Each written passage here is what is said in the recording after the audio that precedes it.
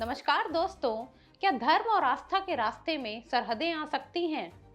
भारत ने हाल ही में 2026 की कैलाश मानसरोवर यात्रा के लिए लिपुलेख दर्रे यानी लिपुलेख पास वाले पुराने रास्ते को फिर से खोलने का ऐलान किया है। लेकिन इस फैसले ने पड़ोसी देश नेपाल के साथ एक पुराने विवाद को फिर से गरमा दिया है। नेपाल ने इस रूट पर आधिकारिक आपत्ति जताई है, जिसे भारत ने सिरे से खारिज कर दिया है। आज के वीडियो में हम जानेंगे कि आखिर यह विवाद क्या है, लिपुलेख दर्रे का महत्व क्या है और भारत का पक्ष इतना मजबूत क्यों है। सबसे पहले बात करते हैं उस यात्रा की जिसके लिए यह सब हो रहा है। कैलाश मानसरोवर यात्रा हिंदू, जैन और बौद्ध धर्म के लोगों के लिए दुनिया की सबसे पवित्र यात्राओं में से एक है। हिंदुओं के लिए कैलाश पर्वत महादेव का घर है। इस साल यह यात्रा जून से अगस्त तक चलेगी। भारत के विदेश मंत्रालय यानी मिनिस्ट्री ऑफ एक्सटर्नल अफेयर्स ने इसके लिए दो रास्ते तय किए हैं। पहला सिक्किम का नाथुला और दूसरा उत्तराखंड का लिपुलेख दर्रा यानी लिपुलेख पास। अब सवाल उठता है कि लिपुलेख ही क्यों? यह दर्रा हिमालय में करीब 17,500 फीट यानी 5,334 मीटर की ऊंचाई पर स्थित है। यह भारत, चीन और नेपाल के बीच एक ट्राई जंक्शन पर है।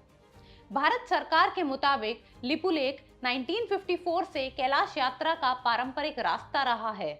2020 में भारत ने धारचूला से लिपुलेख तक 80 किलोमीटर की सड़क बनाई, जिससे हफ्तों की कठिन पैदल यात्रा अब मात्र कुछ दिनों की रह गई है। यह सड़क न केवल तीर्थ यात्रियों के लिए बल्कि सेना की रसद यानी लॉजिस्टिक्स के लिए भी बेहद जरूरी है।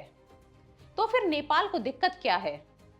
नेपाल का दावा है कि लिपुलेख, काला पानी और लिम्पियाधुरा उसके क्षेत्र का हिस्सा है। पहला ट्रीटी ऑफ सुगौली 1816।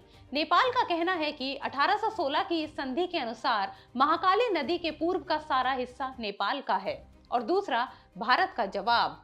भारत का कहना है कि लिपुलेख हमेशा से भारत के उत्तराखंड यानी पिथौरागढ़ जिले का हिस्सा रहा है। भारत के विदेश मंत्रालय के प्रवक्ता ने स्पष्ट कहा है कि नेपाल का क्षेत्रीय विस्तार का दावा कृत्रिम यानी आर्टिफिशियल और अस्वीकार्य यानी अनटेनेबल है। भारत का रुख साफ है।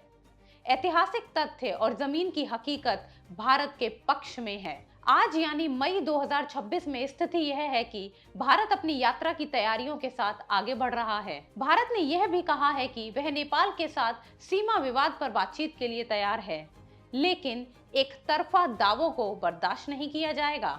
आस्था और कूटनीति के इस खेल में जीत आखिरकार सच्चाई की होती है। उम्मीद है कि तीर्थयात्री बिना किसी बाधा के इस यात्रा का आनंद ले पाएंगे। आप क्या सोचते हैं? अपनी राय हमें कमेंट सेक्शन में जरूर बताएं। वीडियो अच्छी लगी हो तो लाइक, शेयर, सब्सक्राइब जरूर करें।